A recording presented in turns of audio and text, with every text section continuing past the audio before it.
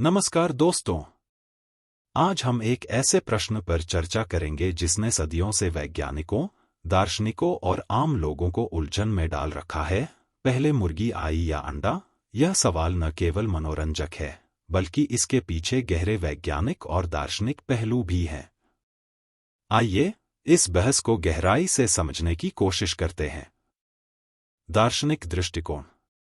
यह सवाल प्राचीन ग्रीक दार्शनिकों द्वारा उठाया गया था और तब से यह एक महत्वपूर्ण दार्शनिक बहस का विषय बना हुआ है।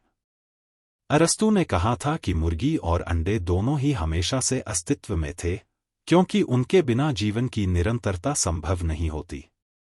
दार्शनिक दृष्टिकोण से यह सवाल एक कारण और परिणाम की समस्या को दर्शाता है। यह विचार करने पर मजबूर करता है कि किसी चीज का आरंभ कैसे हुआ और इसका अस्तित्व कैसे बरकरार रहा। वैज्ञानिक दृष्टिकोण। विज्ञान की दृष्टि से इस सवाल का उत्तर जीनोमिक्स और विकासवाद के अध्ययन में छिपा है। वैज्ञानिकों के अनुसार अंडा पहले आया था।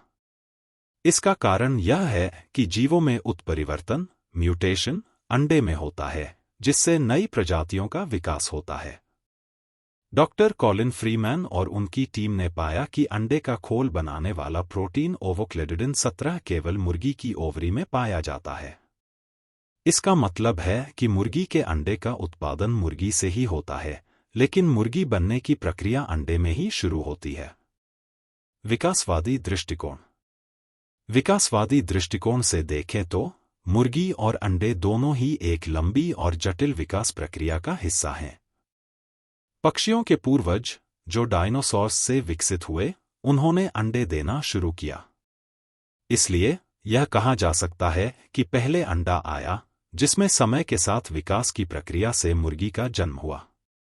इस प्रकार विकासवाद हमें यह समझने में मदद करता है कि अंडे पहले आए और फिर समय के साथ उनसे मुर्गियों का विकास हुआ।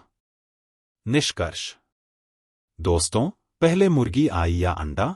यह सवाल जितना साधारण लगता है, उतना ही जटिल और गहराई से भरा हुआ है। वैज्ञानिक दृष्टिकोण से देखें तो अंडा पहले आया, लेकिन यह बहस हमें जीवन की उत्पत्ति और विकास की प्रक्रियाओं के बारे में सोचने और समझने का मौका देती है। अगर आपको यह वीडियो पसंद आई हो तो कृपया लाइक, शेयर और सब्सक्राइब करें।